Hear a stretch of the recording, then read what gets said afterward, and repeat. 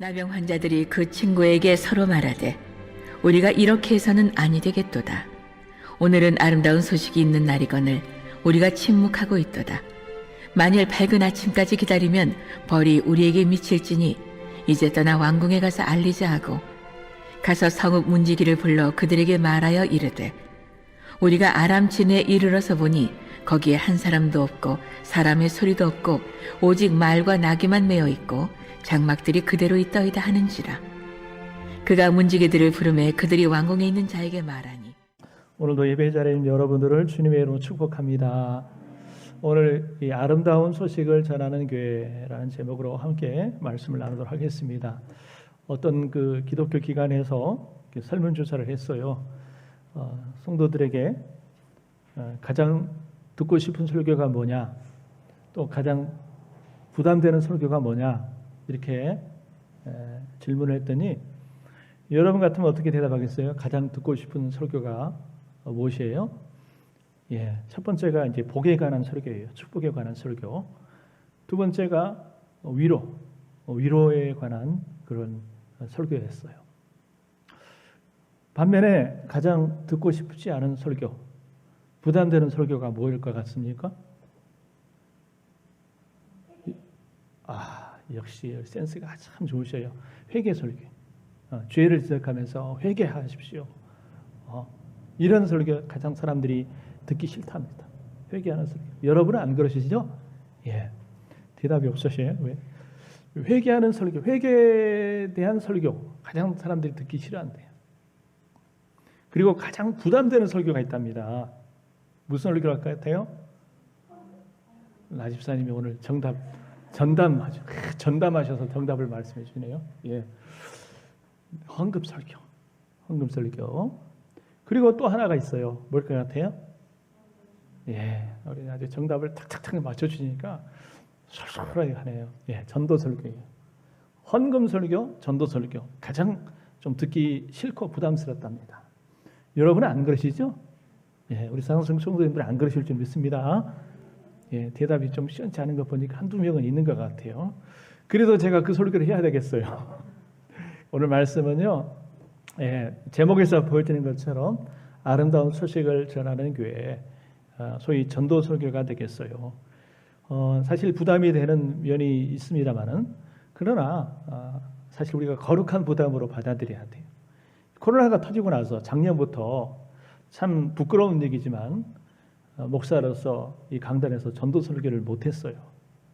하나님 앞에 참 부끄러운 얘기입니다. 사실은 그 이유는 뭐 여러분들이 다 짐작하실 거라 생각하는데 참 이래서는 안 되겠다라는 생각이 듭니다. 그래서 오늘 이 본문을 가지고 같이 전도에 대해서 한번 살펴보겠는데 부담 갖지 마시고 거룩한 부담은 가져야 되죠, 그죠? 말씀을 열리는 마음으로 받으셨으면 좋겠어요. 아멘. 오늘 이 본문의 배경을 보면은 그 아합의 아들이었던 여호람 왕이 북이스라엘을 다스리던 때에 일어난 일인데요.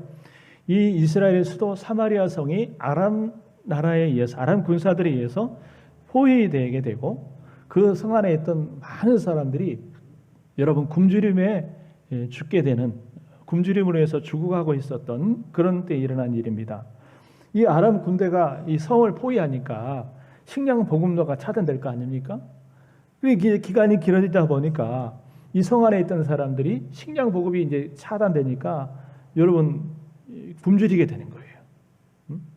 그래서 여러분 사람이 극단적으로 막 굶주리게 되면은 눈에 뵈는 게 없잖아요. 그렇죠? 뭐 점잖은 사람, 점잖지 않은 사람 구분이 없습니다. 이 사람이 막 굶주림에 극에 달하니까 성 안에서 어떤 일이 벌어졌냐면 당시 이스라엘 사람들이 부정한 음식이다 해가지고 먹지 않았던 이 나귀 머리 있잖아요. 나귀까지 삶아 먹게 되는데 그 당나귀 머리 있잖아요. 이 당나귀 머리가 어느 정도의 거래가 되냐면 노동자 1년 품삯, 1년 연봉에 해당될 만큼 아주 비싸게 거래될 정도로 그렇게 이 먹는 게 귀하게 된 거예요. 그만큼 식량난에 빠지게 된 겁니다. 더더욱 비참한 것은 이 굶주림에 처한 사람들이 더 이상 먹을 것이 없어야 되니까 이제 더 끔찍한 일이 벌어지게 돼요. 뭐냐면 우리가 오늘 이제 본문에는 안 왔지만은 6장 하반절에 보면은 여러분 사람들이요 참 해서는 안 될 일이 벌어져요. 자기 자식을 이제 삶아 먹는 일이 벌어지게 되는 거예요.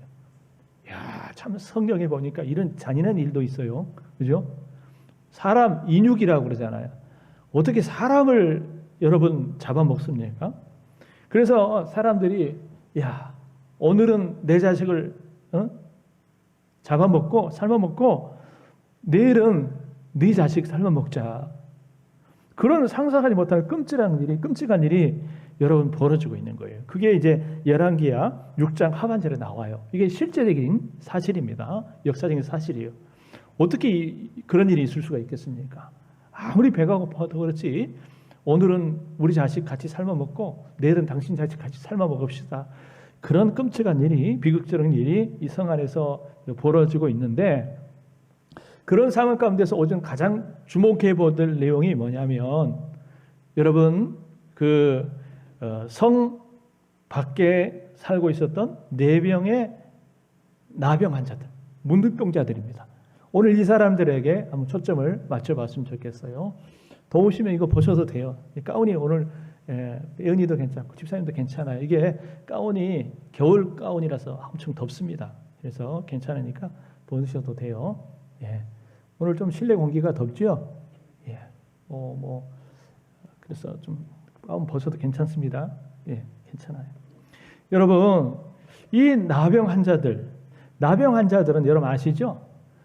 지금은 이제 많이 없어지지만 그때 당시만 하더라도요, 좀 저주받은 병이다. 하늘에서 내린 벌이다. 그래가지고 여러분 천역이다 그랬어요. 그리고 이 나병에 걸리게 되면 서서히 여러분 몸이 이제 썩어가서 문드러지다가 나중에는 죽는 거예요. 그리고 나병 환자들은 전염성이 있다고 그래가지고 오늘날 코로나처럼 걸리게 되면은 가족이나 공동체에 같이 살지 못하고 여러분 고립되어서 살아가야 되는 거예요. 요즘 그 코로나나 걸리게 되면은 뭐예요? 격리하잖아요. 그런 것처럼 이거는 격리 수준이 아닙니다.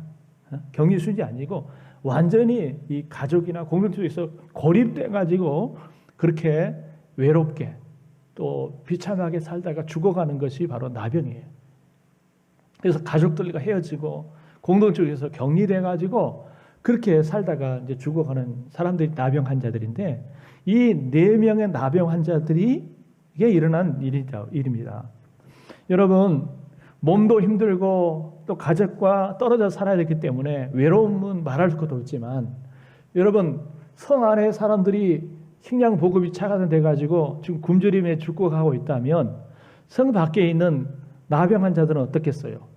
뭐 그들은 성 안에 있는 사람과 다르게 마음껏 먹고 마시겠습니까? 그러지 않습니다. 여러분 그들도 뭔가를 얻어먹든지 아니면 가족들이 그래도 이렇게 공급해주는 그런 음식을 먹든지 여러분 그러면서 살아가야 되지 않겠습니까?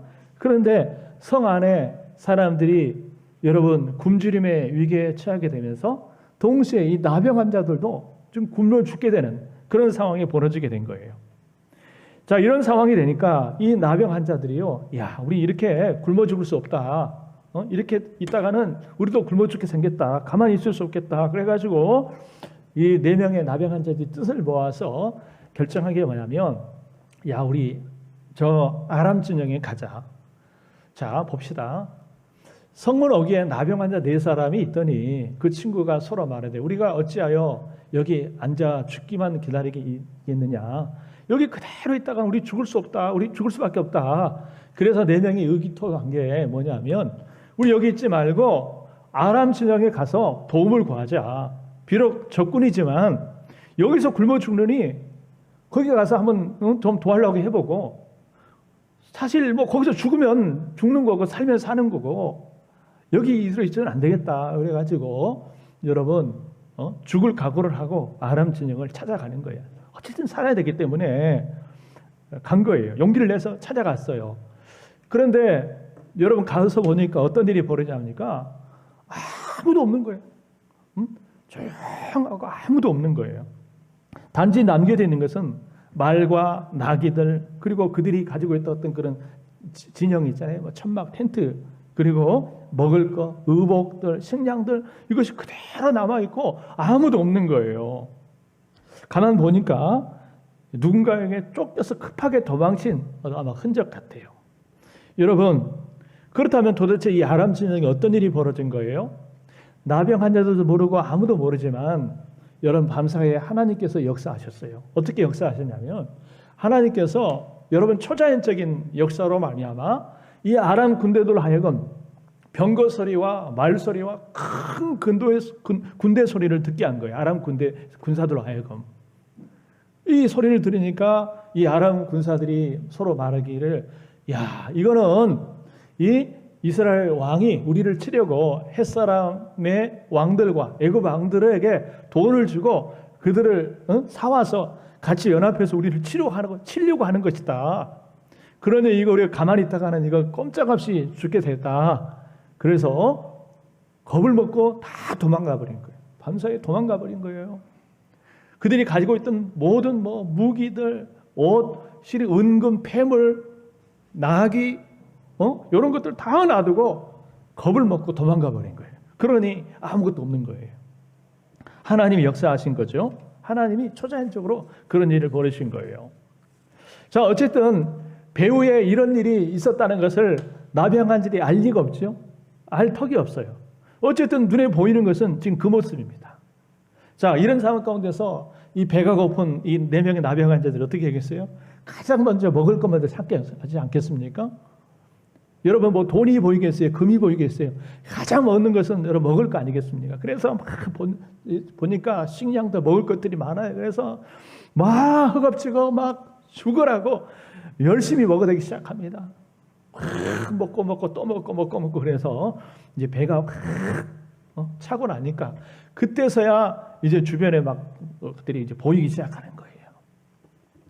여러분, 한참 동안 여러분 먹고 배가 고르니까 이제 막 좋은 옷들, 은금, 폐물들 이런 것들이 보이는 거예요. 그래서 그것을 이제 막 가져다가 감추고 또 감추고 막 감추고 하기 시작합니다. 감추는 거예요. 그렇게 하고 나서 이제 자기들이 어떤 원하는 걸 어느 정도 튀었다 싶어간 찰나에 이 나병 환자들에게 불현듯 한 가지 생각이 찾아왔어요. 그 생각이 뭐냐면 지금 바로 그 성 안에서 굶어 죽어가고 있는 자기 민족, 자기 가족들이 문득 생각나는 거예요. 그러자 그들이 이렇게 말합니다. 아주 중요한 말씀인데 오늘 가장 중요한 말씀이 9절이에요. 자, 우리 같이 다시 한번 읽어봐요. 시작. 나병 환자들이 그 친구에게 서로 말하되 우리가 이렇게 해서는 아니 되겠도다. 오늘은 아름다운 소식이 있는 날이거늘 우리가 침묵하고 있도다. 만일 밝은 아침까지 기다리면 벌이 우리에게 미칠지니 이제 떠나 왕궁에 가서 알리자 하고. 이 나병 환자들이요 다 깨달은 거예요. 그 전까지는 막 배가 고파가지고 먹는 것, 챙기는 것에 온통 관심이 있는데 이제 배가 좀 부르고 나니까 문득 딱 깨달음이 오는 거예요. 그게 뭐예요? 성 안에 굶어 죽어가고 있는 자기 민족, 자기 가족들이 생각나는 거예요. 그래서 야, 이거 우리가 지금 가만히 있으면 안 되지. 우리만 배가 부르다고 지금 가만히 있으면 안 되지. 지금 우리 아는 동족들이 굶어 죽어가고 있는데 우리가 배부르다고, 우리만 배부르다고, 우리만 금과 은과 의복을 얻게 됐다고 이곳에 있으면 되겠는가? 안 되지. 빨리 우리 성 안의 동족에게 가서 이 좋은 소식을, 기쁜 소식을, 아름다운 소식을 알리자. 그래서 여러분, 이 4명의 나병 환자들이 성을 찾아갑니다. 그래가지고 문지기에게 이 사실을 얘기를 해요. 문지기가 이제 절차를 통해서 결국 이제 왕에게 얘기를 했겠죠. 그래서 어떻게 됐겠어요? 여러분, 이 4명 나병 환자들이 알려준 정보를 통해서 성 안에 굶어 죽을 수밖에 없었던 모든 그 백성들이, 가족들이 어떻게 됐어요? 아람 군자들이 놓고 갔던 모든 식량과 모든 것들을 다 취하게 되고 여러분 죽을 수밖에 없었는데 살게 됐다는 거예요. 할렐루야. 오늘 이 내용이 바로 이런 내용이에요. 그래서 여러분 이 나병 환자, 4명의 나병 환자들이 오늘 참 중요한 역할을 하죠. 배가 많이 힘들죠? 예. 이제 출산일이 얼마 남지 않아 가지고 많이 힘들 거라 이렇게 생각이 들어요. 너무 힘들면 일어나셔서 하셔도 괜찮아요. 예, 잠옷실 가셔도 되고. 잠옷실에다 이제 앞으로 소파를 좀 놔야 되겠어요. 예, 저기서 이제 예배드릴 수 있도록 그렇게 해야 되겠습니다. 여러분, 그래서 오늘 이 4병 환자, 나병 환자들 때문에 이 성 안에 있는 모든 사람들이 살게 됐다 그런 내용인데, 이 4병의 나병 환자를 보면서 오늘 우리 교회가 가져야 될 이 자세, 사명에 대해서 한번 살펴봤으면 좋겠습니다. 오늘 이 4병의 나병 환자들이 그런 얘기를 하잖아요. 앞에서 살펴봤지만 오늘은 아름다운 소식이 있는 날이다. 그렇죠? 아름다운 소식이 있는 날이다. 여러분, 아름다운 소식이 뭐예요? 물론 아람 나라에게는 아름다운 소식이 아니겠지만 이 4명의 나병 환자와 이스라엘에게는 엄청 아름다운 소식이에요. 왜? 굶어 죽을 수밖에 없었는데 여러분, 이 식량을 발견할 수 있었잖아요. 그 식량을 통해서 4명의 나병 환자들도 살 수 있었고, 성 안에 있는 이스라엘 백성들과 자기 동족들도 살 수 있었잖아요. 그러니 아름다운 소식, 기쁜 소식이 있는 날 아니겠어요? 죽을 수밖에 없었던 사람이 살게 됐으니 여러분, 이것처럼 아름다운 소식이 어디 있겠어요? 할렐루야.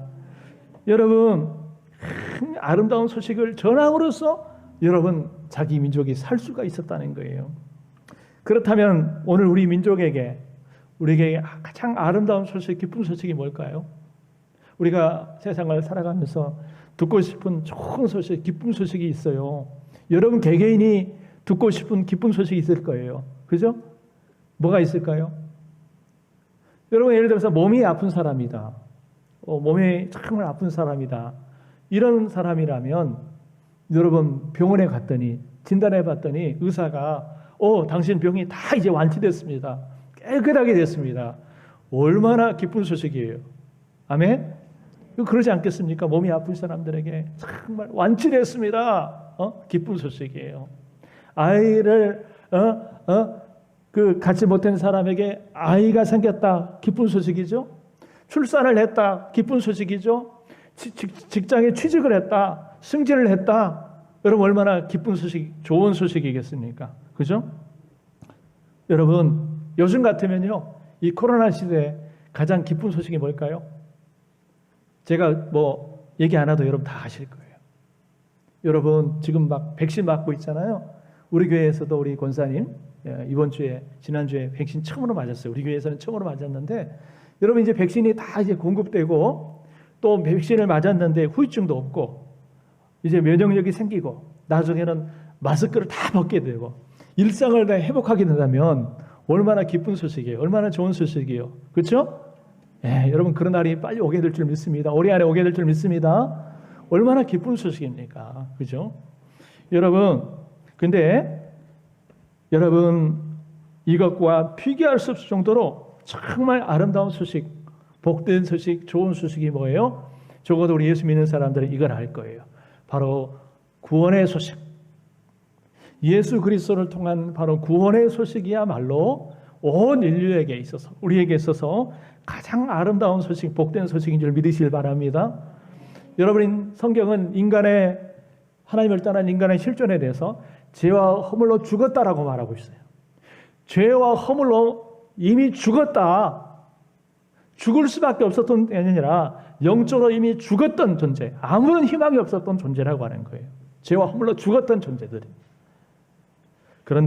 그래서 여러분, 영원한 그 죄로 인해서 심판을 받을 수밖에 없었던 그런 존재들인데, 하나님이 우리를 불쌍히 여기사, 이 세상을 불쌍히 여기사 우리를 구원하시기 위해서 독생자 예수 그리스도를 이 땅에 보내주셨다라는 거예요.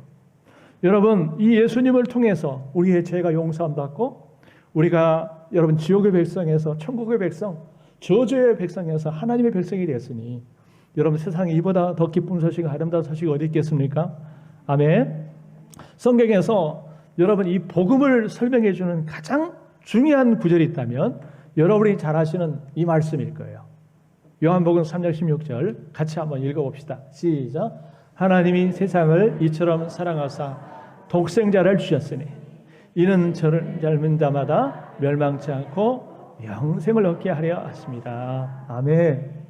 여러분, 이 성경을 마치 비유를 건데 참기름을 짜듯이 정말 짜고 함축하고 하면은 가장 마지막에 남는 성경 구절이 저 말씀 아닐까요? 하나님이 이 세상, 죄악 가운데 있는 이 세상을 이처럼 사랑하사 하나뿐인 독생자 예수님을 보내주시고 그 예수님이 십자가에 피 흘려 죽으심으로 우리의 모든 죄값을 치르시고 우리에게 구원을 주셨으니 여러분, 이것이야말로 최고의 하나님의 사랑이고 우리에게 있어서 최고의 복이고 가장 아름다운 소식인 줄 믿으시길 바랍니다. 할렐루야. 그래서 온 인류에게, 우리에게 있어서 가장 아름다운 소식, 복된 소식은 바로 이 복음이에요. 자, 우리 같이 한번 읽어봅시다. 시작. 우리 인류에게 있어서 아름다운 소식은 복음이다. 복음이 뭐예요? 방금 3장 16절 얘기했던 것처럼 바로 예수 그리스도가 바로 복음인 줄 믿습니다. 오늘 저와 여러분들은 이 복음, 예수 그리스도를 정말 선물로 받은 복된 분들인 줄 믿으시길 바랍니다. 할렐루야. 여러분, 이 기쁜 소식, 구원의 소식, 아름다운 소식을 우리가 정말 받았어요. 들었어요. 영접했어요. 그 결과 하나님의 자녀가 됐어요. 그래서 오늘 우리가 그 결과로 오늘 이 자리에 나와 예배하게 된 줄 믿으시길 바랍니다.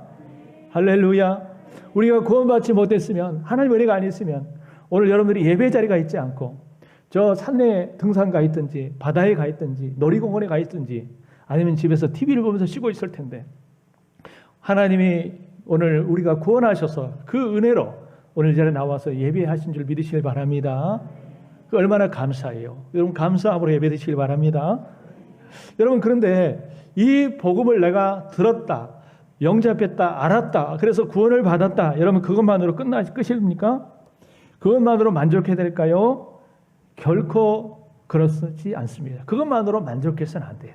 이제 내가 들은 이 복음, 내가 정말 믿어 영접한 이 복음, 예수 복음을 아직 알지 못하는 사람들에게 전해야 될 이 사명이 우리 가운데 여러분 있다는 사실을 여러분 꼭 기억하시길 바랍니다. 왜 그래요? 그래야 내가 전해주고 그들이 그 복음을 듣고 믿어야 그들도 여러분 나처럼 구원을 얻고 새 생명을 얻게 된 줄 때문입니다. 여러분, 4명의 나병 환자들이 자기만 그 소식을 알고 그 자기들만 배불렀다고 만족하고 있지 않고 우리가 가서 전하자, 그리하여 그들로 하여금 살게 하자.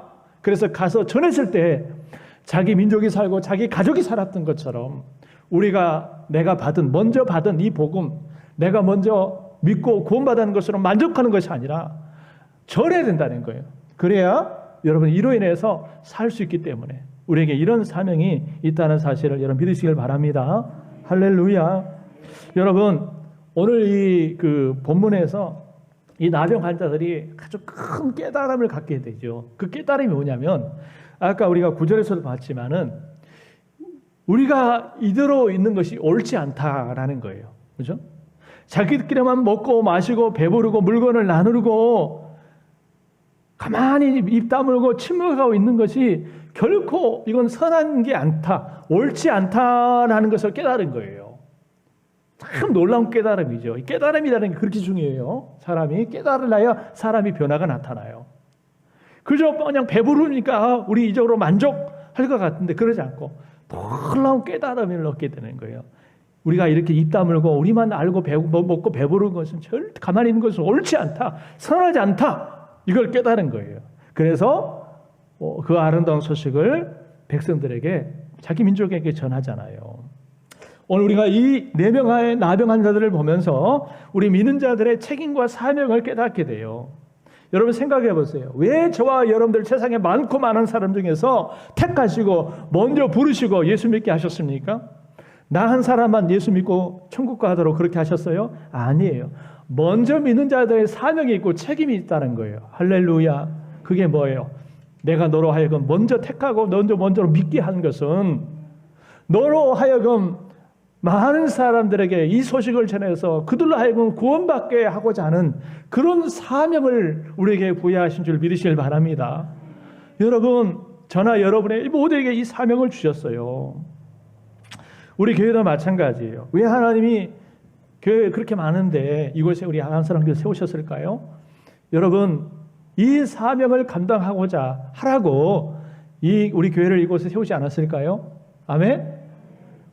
여러분, 우리 교회를 이곳에 세우신 이유는 이 지역사회에 여러분 우리 이웃들에게 내가 먼저 알고 받은 이 복음을 전하라고 우리 교회를 세우시지 않았겠습니까? 이것이 하나님께서 이 땅에 교회를 세우신 목적이고 이유인 줄 믿으시길 바랍니다. 그래서 교회는 아름다운 소식을 전하는 공동체가 돼야 돼요. 우리 교회가 이 귀한 일에 정말 기둥과 같이 쓰임받는 교회가 되기를 주님의 이름으로 축원합니다. 자, 그러면 우리가 이 아름다운 소식을 전하기 위해서 어떻게 할 것이냐. 오늘 이 4명의 나병 환자들을 보면서 우리 믿는 자들이, 먼저 믿는 사람들, 전도자들이 가져야 할 자세를 우리가 배우게 돼요. 이 나병 환자들을 우리에게 좋은 것을 가르쳐 주는 거예요. 아주 좋은 것을 가르쳐 주는데 이 나병 환자들을 우리가 이걸 배웠으면 좋겠어요. 자, 첫 번째 같이 읽어봅시다. 시작. 뭐 하지 말자고요? 침묵하지 말자. 침묵하지 말자. 여러분, 저기 보니까 나병 환자들이 그 친구에게 서로 말하되 우리가 이렇게 해서는 아니 되겠다. 오늘은 아름다운 소식이 날이거늘 우리가 침묵하고 있도다. 벙어리처럼 입 꼭 다물고 있다는 거예요. 이거는 우리가 옳지 않다는 거예요. 이러면 안 된다. 이걸 깨달은 거예요. 여러분, 침묵하고 있으면 되겠습니까? 안 되겠습니까? 안 되죠. 이걸 깨달은 거예요. 그래서 여러분, 자기 성 안에 있는 자기 민족에게, 가족에게 가서 알리잖아요. 여러분, 만일 이들이 자기들만 먹고 배부르다고 입 꼭 다물고 있었다면 성경에 나오지도 않았을 것 같아요. 성경에 나오지도 않았을 것 같아요. 근데 여러분, 깨닫고 가서 전하잖아요. 참 이 귀해요. 표준 세번역에 보니까 우리가 이렇게 해서는 아니 되겠도다. 이렇게 이것이 뭐냐면 우리들이 이렇게 하는 것은 올바른 일이 아니다. 이렇게 표현되어 있어요. 우리가 이렇게 하는 것은 올바른 일이 아니다. 즉, 입 꼭 다물고 우리만 배부르다고 만족하다고 입 꼭 다물고 있는 것은 올바른 일이 아니다. 이렇게 표현되어 있어요. 입 꼭 다물고 있는 것은 결코 올바른 일이 아니다. 라고 소개되어 있습니다. 그래서 지체하지 않고 그 밤에 달려가서 성 안에 있는 사람들에게 기쁜 소식을 알려줍니다. 여러분, 우리가 아람 진영에 갔더니 아람 진영에 이런 일이 있었습니다. 어서 가서 우리 그들이 놓고 도망간 식량들을 취합시다 해가지고 이 소식을 전해줬을 때 그 민족들이, 그 가족들이 다 살 수가 있었다는 거예요.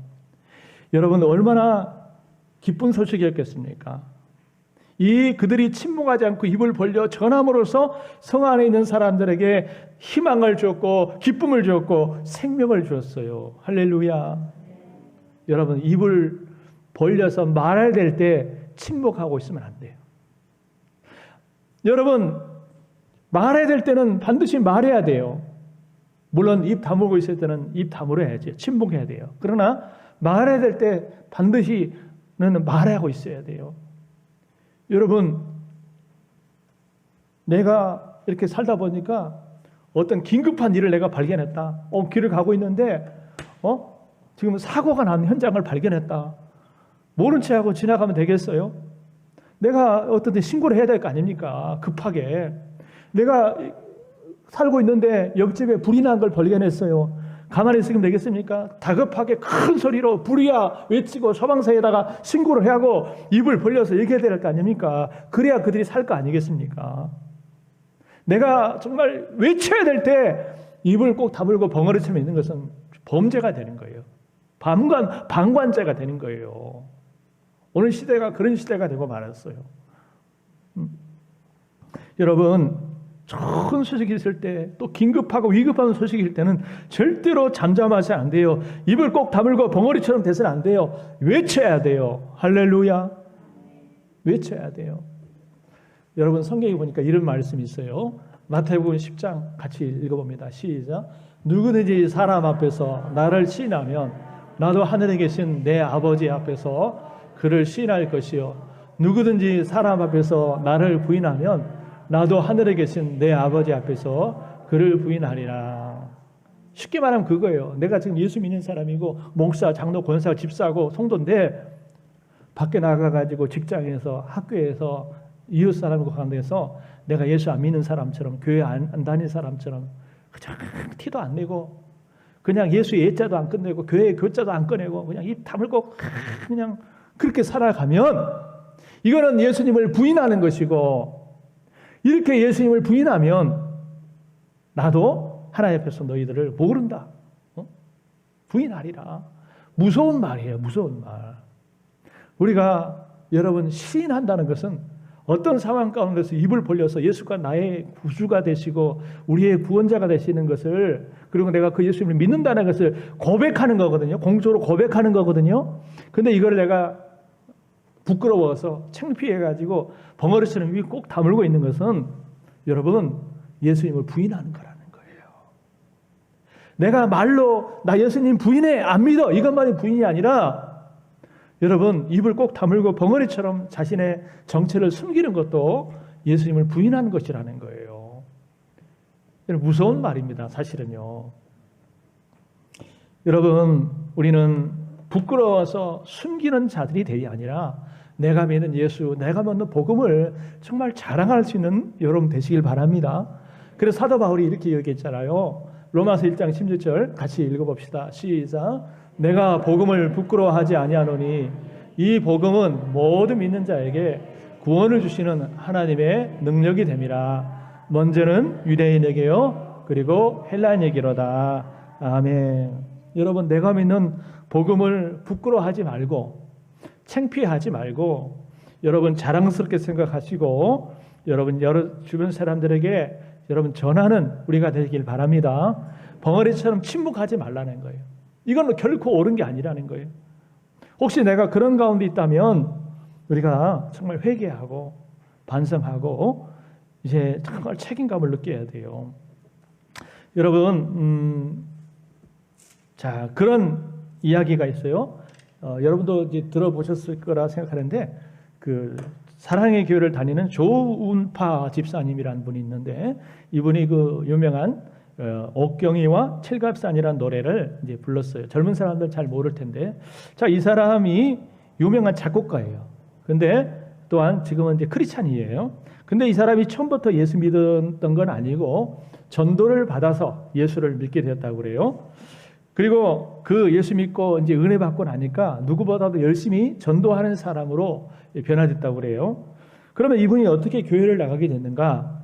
이 사람이 이제 젊은 시절에 1980년대에 여러분 고향을 떠나서 가족과 떨어져서 하숙 생활을 하고 있는데 이 하숙 주인이 아주 예수님을 잘 믿는 사람이에요. 그리고 얼마나 하숙동들에게 아주 친절하고 상냥하게 대하는지 여러분 얼마나 친절하고 하냐면은 아침에 이렇게 자고 일어나 보니까 그 자기 하숙집 학생들의 그 구두를 다 닦아놓은 거예요. 하숙집 그 학생들의 구두를 다 닦아놓은 거예요. 그래서 이제 이 조은파 씨 그때 이 구두를 또 닦아줬잖아요. 너무 황송하고 미안하니까 아이고 아주머니 이러면 안 돼요. 제가 미안하잖아요. 쑥스럽잖아요. 이러면 안 된다고. 그랬더니 이분이 주인이 미소를 지으면서 조 선생 더러운 구두도 깨끗하게 닦으니까 반짝반짝 빛나고 좋죠. 우리의 몸이나 옷도 더러워지면 씻으면 깨끗해질 수 있습니다. 그런데 우리 영혼이 병들고 더러워지면 어떻게 하면 좋을까요? 이렇게 얘기하더라는 것입니다. 그때는 뭐 그냥 대수롭지 않게 생각하고 들었는데 그날 밤 여러분 자려고 이렇게 잠자리에 누웠는데 자꾸 그 아주머니 하숙집 주인 아주머니가 하던 얘기가 자꾸 머리에 막 되새기는 거예요. 우리 영혼이 병들고 더러워지면 어떻게 씻어낼 수 있을까? 자꾸 막 그 생각이 내리에서 막 떠오르는 거예요. 그래서 여러분 이제 잠을 막 뒤척뒤척 하다가 잠이 오잖아요. 어제 새벽에 이제 화장실 가려고 화장실이 보통 이제 밖에 있지 않는 경우가 있잖아요. 이 새벽쯤 돼가지고 화장실 가려고 밖에 나왔더니 여러분 주인집 아주머니 방에서 뭔가 소리가 들리는 거예요. 이게 무슨 소리지? 중얼중얼 하는 소리가 들리는 거예요. 그래서 이 양반이, 이 주인이 잠도 안 자고 이 시간에 뭐 하나 싶어가지고 자세히 가까이 들어봤더니 누구를 위해서 기도를 하는 것 같아. 근데 가만히 자세히 들어보니까 자기를 위해서, 이 초음파 자신을 위해서 기도하고 있는 거예요. 하나님, 우리 여기 우리 집에 하숙하고 있는 우리 조 선생님 정말 불쌍하게 해주세요. 잘 되게 해주세요. 정말 예수 믿고 구원받게 해주세요. 하면서 간절히 기도하는 거예요. 이 기도 소리를 듣고 이 조은파 씨가 충격을 받은 거예요. 감동을 받은 거예요. 그래서 그것을 계기로 해서 이 조은파 씨가 예수님을 믿고 이제 교회를 다니기 시작했는데, 교회를 다니면서 여러분 이제 은혜를 받잖아요. 사람이 은혜를 받으면 변화가 돼요. 그죠? 은혜 받으면 변화가 됩니다. 그래서 여러분, 나도 이제 한번 전도를 해봐야 되겠다, 이제 그런 생각이 드는데, 여러분, 그러던 찰나에 이 사람이 이제 유명한 작곡가인데 제작사와 계약을 막 맺고 그 회사에서 제공하는 이제 차를 타고 다니는데, 그게 이제 그 유명한 캐딜락이라고, 캐딜락 아시죠? 그 유명한 큰 차, 캐딜락 그 차인데 막 150km, 180km를 밟아도 속도감을 잘 못 느끼는 큰 차예요. 사람들이 그거 타고 다니면 막 쳐다보잖아요. 얼마나 좋겠어요. 여러분, 그걸 이제 타고 다니는데 어느 날 문득 성령님이 그 마음 가운데 주시는 깨달음, 음성이 들리더랍니다. 그게 뭐냐면, 야, 네가 그렇게 많은 사람들을 전도하겠다고 그렇게 하면서 그 캐딜락을 타고 다니면 어떻게 사람들을 만날 수 있고 어떻게 전도할 수 있겠느냐? 이런 깨달음을 주더래요. 맞아. 내가 이 좋은 차를 타고 다니면 어떻게 사람을 만나고 어떻게 전도할 수 있지? 그래서 이걸 차를 반납하고 그 다음부터는 지하철이나 버스를 타고 다닙니다. 그래 어떻게 전도를 하느냐? 예를 들어서 지하철에 타잖아요. 그러면 앉아 있으면 여러분 이렇게 손님이 이렇게 누가 이렇게 올라오잖아요. 그러면 얼른 자리를 이렇게 양보해줘요. 여러분, 근데 그냥 양보해주면 사람들이 어떤 생각을 하겠어요? 이 사람이 다음 칸에서 내리려나 보다 하고 고마울 줄 몰라요. 그럼 어떻게 하냐면은, 저기 앉으세요. 저는 그냥 서서 가도 괜찮습니다. 앉으셔서 편하게 가세요. 저는 서서 가도 괜찮습니다. 하면서 이렇게 서서 가다가 좀 분위기가 되면은 사형리 책자를 이렇게 건너주면서 이거 한번 읽어보시고 혹시 좀 궁금하다, 어렵다 하면 제가 설명을 해드리겠습니다. 그래가지고 이제 자리가 나면 옆에 앉아가지고 설명을 해줘서 이분 때문에 예수 믿는 사람들이 많아졌다는 거예요. 여러분, 내가 어떻게든지 나가서 전도하려고 하니까 하나님이 사람들을 붙여주더라는 거예요. 전도의 열매를 맺게 해주더라는 거예요. 할렐루야. 여러분, 우리가 정말 어떤 경우이든지 입 다물지 말고 입을 벌려서 말할 수 있기를 주의 이름으로 축원합니다. 여러분, 우리가 그런 생각을 가져요. 어떤 생각을 가냐면 부정적인 생각, 회의적인 생각이 있어요. 뭐냐면요, 전도와 관련해서 부정적인 생각, 회의적인 생각이 뭐냐면 꼭 전도하는 방식을 통해서만 구원할까? 우리가 예를 들어서 이렇게 전도하는 방식을 보면은요, 불신자의 관점에서 보면은 참 어리석고 바보스럽게 느껴질 때가 있어요. 저렇게 한다고 전도 열매가 맺힐까? 그런 생각이 있잖아요. 그 전도의 방법이 너무나 원시적인 것 같고 옛날 방식 같아서 답답하게 느껴질 때가 있습니다. 또 어떤 경우는 열심히 전도한다고 하는데 열매가 없을 때, 열매가 안 나타날 때, 아이고 꼭 이렇게 해야 돼? 이렇게까지 해야 돼? 이런 생각이 들 때가 있어요. 그죠? 예, 그럴 때가 있습니다. 더더구나 여러분, 이 코로나 시대에는 더 그렇습니다. 요즘 생각이 어때요? 많은 사람들이 돼요. 야, 요즘같이 코로나 시대에 무슨 전도냐? 기존의 성도들도 안 오는데, 무슨 전도 새로운 사람이 오겠어요? 이런 생각이 있어요, 없어요? 이런 생각을 가지고 있다는 거예요. 사람들이 교회를 싫어해. 전도하는 걸 싫어해. 그렇게 한다고 교회 오겠냐? 이런 생각들이 우리를 사로잡고 있습니다. 그래서 그동안 우리가 그런 생각이 우리를 위축되게 했고 그런 생각이 우리로 하여금 전도를 중단하게 만들었어요. 그게 안 그래요? 아마 우리 교회뿐만 아니라 많은 한국교회가 작년 코로나 터지고부터는 이런 생각에 사로잡혀가지고 예전에 하던 전도를 중단하는 교회들이 많을 겁니다. 우리 교회도 그랬어요. 우리 교회도 그랬습니다. 그러나 여러분, 뭐 예배도 그렇고 뭐 봉사도 그렇고 교제도 그렇고 다 그랬는데 과연 코로나라고 하는 이유 때문에 모든 것을 중단하고 그냥 코로나 끝나고 나서 우리 하자. 이것이 과연 옳은 생각일까요? 이것이 과연 바른 생각일까요? 여러분, 자, 저를 좀 보세요. 성경에 보니까 초대 예루살렘 교회가 있잖아요. 예루살렘 교회가 여러분 얼마나 아름다운 교회입니까? 오순절 성령 강림에 의해 베드로가 설교를 하면 막 3,000명, 5,000명이 회개하고 죽게 돌아오고 날마다 민지의 수요가 되어가고 성도들이 사도의 가르침을 받아서 교제하고 막 기도하고 봉사하고 막 얼마나 아름답습니까? 그러면서 교회가 이렇게 성장해 가는데 교회가 계속 이렇게만 갔으면 얼마나 좋았겠어요. 여러분, 초대 예루살렘 교회 큰 핍박이 닥치게 되죠. 큰 핍박이 닥치게 되죠. 여러분 한번 봅시다. 자, 여기 보세요. 같이 한번 읽어봅시다. 시작. 그 나라의 예루살렘에 있는 교회에 큰 박해가 있어 사도 외에는 다 유대와 사마리아의 모든 땅으로 흩어지니라. 경건한 사람들이 스데반을 장사하고 위하여 크게 울더라. 사울이 교회를 진멸할세 각 집에 들어가 남녀를 끌어다가 옥에 넘기니라. 교회에 큰 핍박이 닥쳤다는 거예요. 핍박은요 장난 아닙니다. 사람이 죽고 사는 문제예요. 지금 코로나와는 비교가 되겠습니까? 사울이 아직 예수 믿기 전에, 변화되기 전에 여러분 유대교 지도자들과 정치자들이 예루살렘 교회를 막 핍박하는데 그 핍박으로 인해서 스데반이 순교를 당하고요. 또 스데반 집사님이 순교를 당하고 또 그 막 성도들이요 유대와 사마리아와 모든 땅으로 다 뿔뿔이 흩어지게 된 거예요. 왜? 살아야 되니까. 막 성도가 죽어나가고 박해가 너무 심하니까 또 사울이요 예수 믿는 사람 막 오늘날 미야마처럼 각 집에 가가지고 잡아다가 옥에 가둬버리고 그러니 여러분 성도들이 희절이 막 흩어질 수밖에 없었어요. 얼마나 위기입니까? 여러분 근데 이걸로 끝났나요? 그게 아니고 여러분 그 다음에 여러분 놀라운 일이 벌어지게 되는데 이 상황 속에서도 성도들의 전도가 더 활발하게 진행되는데 어떻게 이렇게 됐느냐?